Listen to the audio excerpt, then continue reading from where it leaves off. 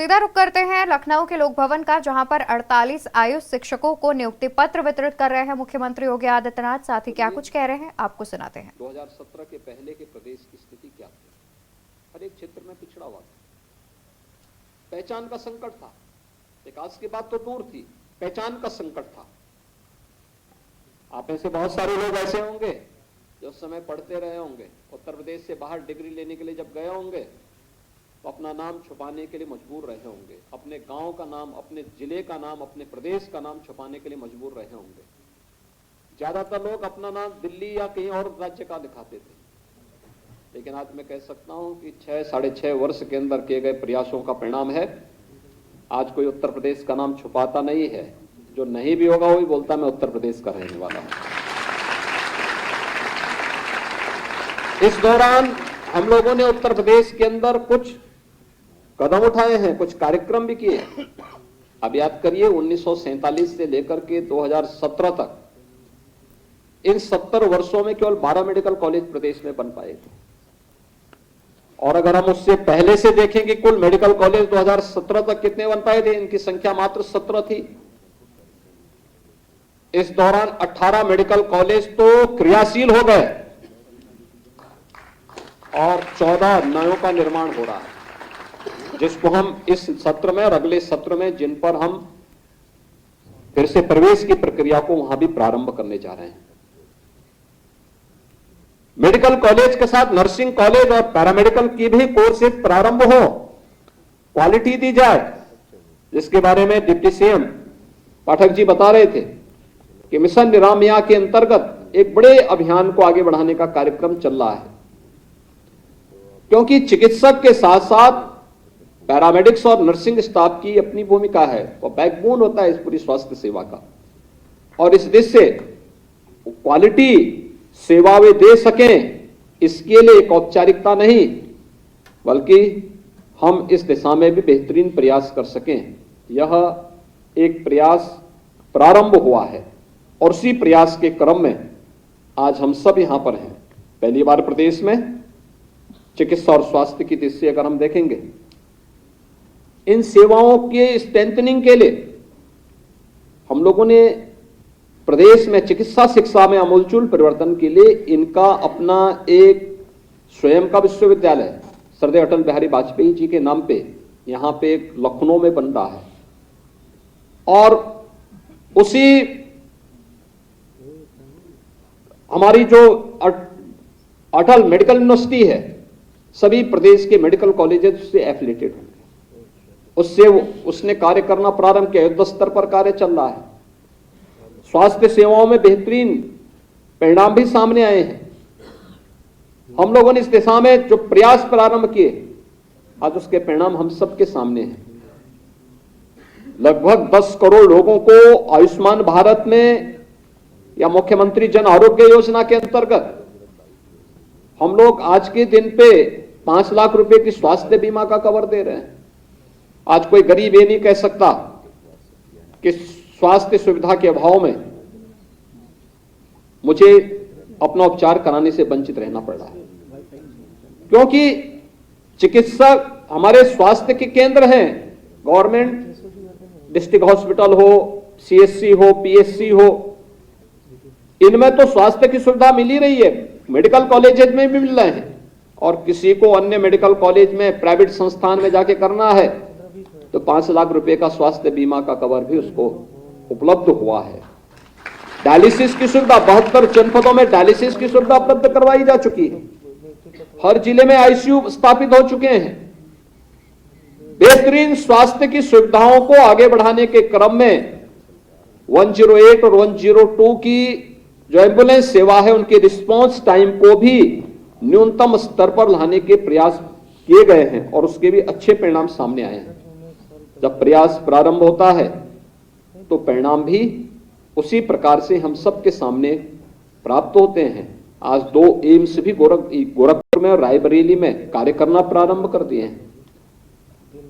यानी ये चीजें दिखाती हैं कि जब डबल इंजन की सरकार होती है तो डेवलपमेंट की स्पीड भी कई गुना बढ़ जाती है। और वह स्पीड हम सबके सामने एक और चिकित्सा, स्वास्थ्य और चिकित्सा शिक्षा के क्षेत्र में है, तो हमारी ट्रेडिशनल मेडिसिन को भी प्रोत्साहित करने के लिए भारत सरकार ने आयुष मंत्रालय का गठन किया। उत्तर प्रदेश ने भी 2017 के बाद अपना आयुष विभाग, फुल फ्लेज आयुष विभाग को यहां पे स्थापित करके उसने कार्य करना प्रारंभ किया। आज आयुष विभाग के पास अपना स्वयं का आयुष यूनिवर्सिटी भी है। आयुष यूनिवर्सिटी के साथ साथ नए कॉलेजेस को भी मान्यता देने के क्रम में हम लोग तेजी के साथ आगे बढ़े हैं। हेल्थ एंड वेलनेस सेंटर की स्थापना हो रही है। तमाम अन्य कार्यक्रमों को तेजी के साथ आगे बढ़ाने के कार्य किए जा रहे हैं। इस क्षेत्र में व्यापक संभावनाएं यूपी में है और उन संभावनाओं को आगे बढ़ाने की दिशा से आज यहां पर आयुष विभाग के द्वारा भी कुछ आयुष के जो शिक्षक थे उनकी तैनाती के कार्यक्रम को आज यहां पे संपन्न किया जा रहा है। भाइयों बहनों, महत्वपूर्ण ये है, इसमें प्रिंसिपल का भी तैनाती हो रही है और साथ साथ सहायक आचार्य के रूप में आपकी भी लेक्चरर की भी तैनाती हो रही है। ये सभी लोक सेवा आयोग से चयनित हुए हैं। सबसे पहली बात यह कि चयन की प्रक्रिया पारदर्शी तरीके का होने का परिणाम है कि आज आप राजकीय सेवा के साथ जुड़ रहे हैं। याद रखना, आपकी गरिमा और आपका सम्मान तभी बना रह पाएगा जब आप समय के 2 कदम आगे चलने की सामर्थ्य रखेंगे। Principal head of the institution होता है। मेरा मानना है कि संस्था का हेड जैसा होगा पूरी व्यवस्था वैसे ही होगी। जहां अच्छे प्रिंसिपल काम कर रहे हैं, समय देते हैं, एक एक गतिविधि पे नजर रखते हैं, वहां पे हमारे मेडिकल कॉलेज भी अच्छे चल रहे हैं, मरीज भी संतुष्ट होता है, कर्मचारी भी टीम भावना से वहां काम कर रहे हैं और वहां पर जो व्यक्ति अपना ये प्रयास करता है वो स्वयं भी यशस्वी हो जाता है। लेकिन जहां पे लापरवाही होती है, टीम वर्क नहीं होता, व्यक्ति अपने तरीके से काम करता है, समय पे नहीं है, स्वयं आता है, किसी चीज पे ध्यान नहीं देता है, केवल एक औपचारिकता बना देता है, तो वह स्वयं तो गाली खाता ही है, हमें भी गाली खिलवा देता है। तो सबसे पहली बात तो ये है कि स्वयं गाली मत खाइए और हम लोगों को भी गाली मत खिलवाइए, ये जरूर ध्यान रखना। दूसरा, इस चीज को ध्यान रखने की आवश्यकता है कि हम एक लेक्चरर के रूप में जा रहे हैं। आपको क्लास तो लेनी है लेकिन ओपीडी में भी बैठना है। और मैं तो कहता हूं प्रिंसिपल को भी अपने विषय से संबंधित ओपीडी को करना चाहिए। 10 ही पेशेंट देखें लेकिन एक अंदाजा लगता है क्या है हमारा ट्रेंड, पब्लिक की आवश्यकता क्या है। हम लोग जब पढ़ते थे तो हम लोग इस बात को मानते थे कि अगर प्रिंसिपल क्लास स्वयं ले रहा है तो मान के चलते थे कि विद्यालय में अनुशासन भी होगा और विद्यालय का रिजल्ट भी अच्छा होगा। लेकिन जब प्रिंसिपल ही लेट में आता था तो मान लेते थे कि विद्यालय तो यानी वह व्यक्ति तो स्वयं अपने जीवन के साथ खिलवाड़ कर इन सभी बच्चों के भविष्य के साथ भी खिलवाड़ कर रहा है और गाली खाता था जीवन की। तो ये स्थिति कभी नहीं होनी चाहिए। और मेरा मानना है कि हर चिकित्सा शिक्षा से जुड़े हुए या आयुष से जुड़े हुए किसी भी लेक्चरर को असिस्टेंट प्रोफेसर हो, एसोसिएट प्रोफेसर हो या प्रोफेसर हो, इनको नियमित ओपीडी में बैठना चाहिए, अपने पेशेंट का नियमित राउंड भी लेना चाहिए और नियमित राउंड लेने के साथ साथ अच्छा होगा महीने के या साल भर के अपने जितने भी पेशेंट हैं उनकी पीएचडी को तैयार रखते हुए, सुरक्षित रखते हुए उस पर अपनी एक केस स्टडी भी बनानी चाहिए। क्या ट्रेंड है, आपके यहां क्या स्थिति है। आप करेंगे ही नहीं, शोध ही नहीं करेंगे, कुछ काम करेंगे नहीं, अपना रिसर्च पेपर ही सबमिट नहीं करेंगे, कैसे नया परिवर्तन आएगा, कैसा नया परिवर्तन आएगा। हमें बहुत सारी चीजों को स्थानीय परिस्थितियों के अनुरूप उसका उपचार भी ढूंढना पड़ेगा और ये संभव है। आवश्यक नहीं कि जो बीमारी यहां पर है उस बीमारी का उपचार जापान में या फिर यूरोप में या फिर यूएस में या में ढूंढा जाएगा, तब वो आएगी। तब तक कई युग बीत चुके होंगे और पहले यही होता था। आप याद करिए, कोरोना कालखंड आपके सामने है।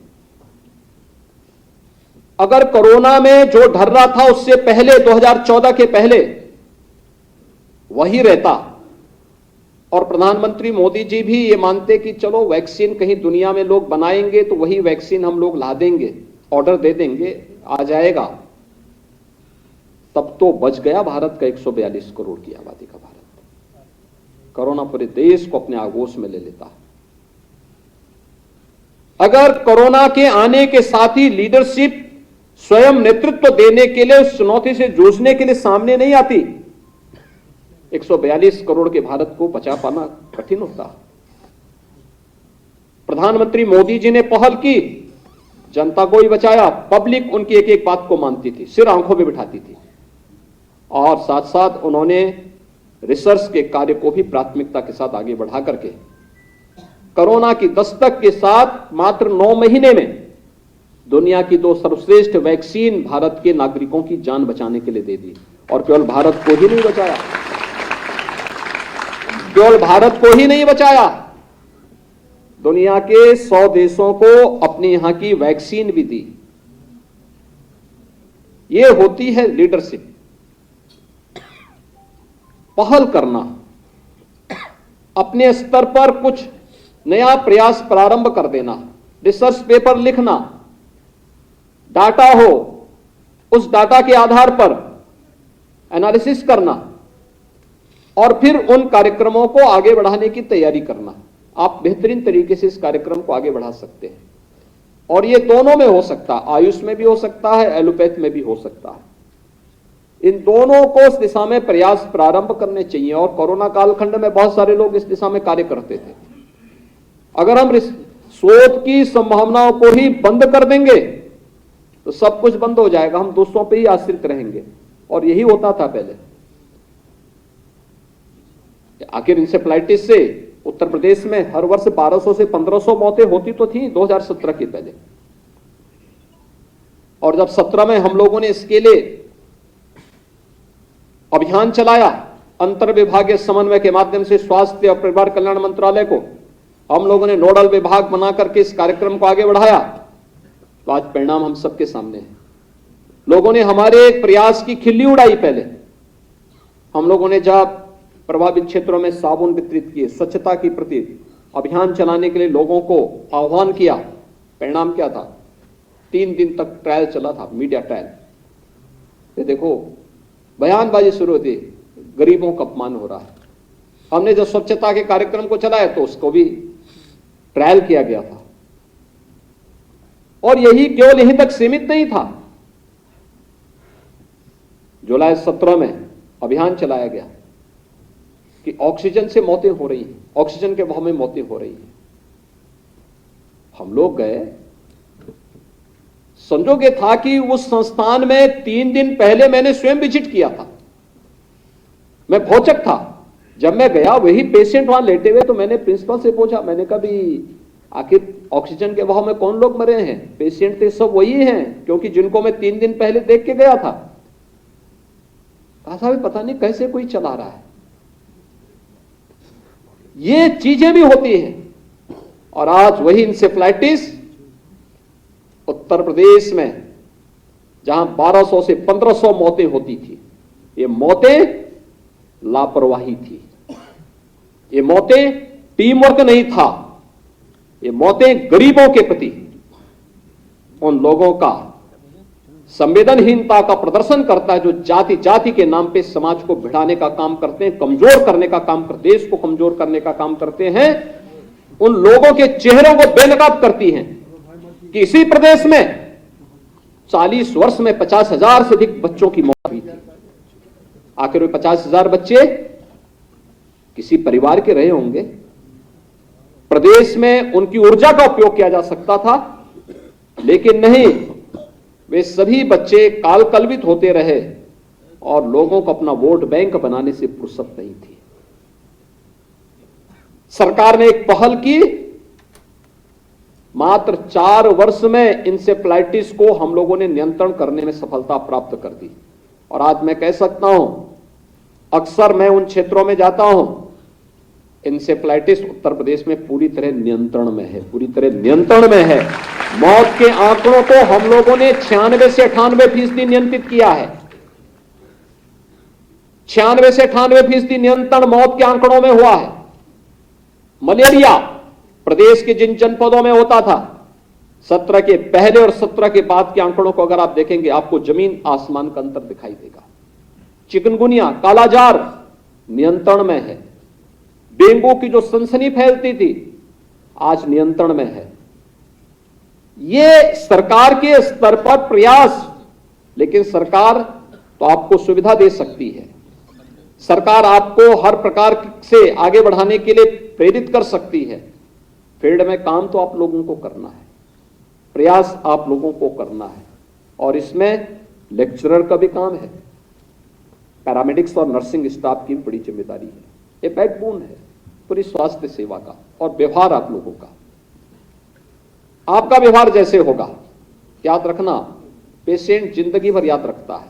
पीड़ा के समय अगर हमारी संवेदना उनके साथ नहीं है, आप उम्मीद मत करिए फिर कि हम उसकी दुआ प्राप्त कर पाएंगे। भाई, कार्य करते करते व्यक्ति, हम मानते हैं कि बहुत सारे लोग अपने कैरियर को जोड़ने के लिए इस क्षेत्र में आए हैं, लेकिन कैरियर के साथ साथ लोगों की दुआ भी लेते जाइए। लोग आपके बारे में अच्छा सोचें, लोग आपके बारे में अच्छा बोलें, और लोग आपके बारे में चर्चा भी करें, आपके व्यवहार पर निर्भर करता है। पेशेंट आया, पीठ थपथपा दिया उसका, बता दिया उसको, भाई स्वस्थ हो जाओगे, चिंता मत करो। इतना भर कहना, याद रखना, उस व्यक्ति को एक नया जीवन दे देगा। केवल एक बार आपके स्तर पर प्रयास किए जाने की आवश्यकता है। आप एक बार बोल देंगे, अगर आप देखते ही झल्ला करके पहले ही बोल देंगे कि अरे तुम कभी ठीक नहीं हो पाओगे, तो गया काम से। तब तो जो ठीक होने वाला है वह भी बेचारे को तो आधे तो आप लोगों का व्यवहार ही उसको वो कर देगा। ऐसा कभी ना हो, इस बात को जरूर ध्यान रखना, कभी ना हो। अच्छा बोलना है, सकारात्मक बोलना है, सकारात्मक रिजल्ट भी अपने आप दे देगा, चमत्कारिक परिणाम आएंगे। आपका व्यवहार उसको, उसके परिवारजन के साथ, वो पीड़ा है, पीड़ा में है, झल्लाएगा, परिवार के लोग झल्ला सकते हैं, हमें उससे अपने आप को अलग करके रखना है। बहुत अच्छा व्यवहार करना है, सद्व्यवहार हमारा होना चाहिए, किसी के साथ भी दुर्व्यवहार न हो, इस बात का जरूर ध्यान में रखें। आपका भी और आपके संस्थान के नाम को वे बढ़ाएंगे। और आज इसीलिए सरकार का पहल है कि मैन पावर की पूरी आपूर्ति हो, चाहे वह आयुष विभाग के हों, चाहे वह स्वास्थ्य और परिवार, सभी सुविधाओं का लाभ हमारे प्रदेशवासियों को या प्रदेश में आने वाले सभी अन्य जो नागरिकगण हैं, कोई भी आएगा, स्वास्थ्य की सुविधा तो सबके लिए है। अरे स्वास्थ्य की सुविधा यहां तक की है कि लक्ष्मण जी को जब शक्तिबाण लगा था तो रावण के चिकित्सक ने उपचार किया था। तो चिकित्सक तो सबका उपचार कर सकता है, चिकित्सक के लिए सब बंधनें नहीं होती हैं। इसलिए हम सब इस बात को ध्यान में रखेंगे, जो आएगा हमारे पास हम उससे ये नहीं पूछेंगे कहां के रहने वाले हैं। एक ड्यूटी, एक डॉक्टर का धर्म हम निर्वहन करेंगे, एक पैरामेडिक्स के, एक स्टाफ नर्स का धर्म निर्वहन करते हुए उसको बेहतर स्वास्थ्य सुविधा हम उपलब्ध करवाएंगे। इस विश्वास के साथ मैं आज के इस नियुक्ति पत्र वितरण के लिए प्रदेश भर में आयोजित कार्यक्रमों में जितने भी अभ्यर्थीगण नियुक्ति पत्र प्राप्त कर रहे हैं, उन सबको मैं एक बार उनको और उनके परिजनों को हृदय से बधाई देता हूं, अपनी शुभकामनाएं देता हूं। लोक सेवा आयोग को हृदय से धन्यवाद देता हूं कि उन्होंने समयबद्ध तरीके से अपने कार्यक्रम को पारदर्शी तरीके से आगे बढ़ाया है, और विश्वास व्यक्त करता हूं कि आप लोग शासन की मंशा के अनुरूप बेहतर परिणाम देने में सफल होंगे। आप सबके प्रति मेरी शुभकामनाएं। धन्यवाद।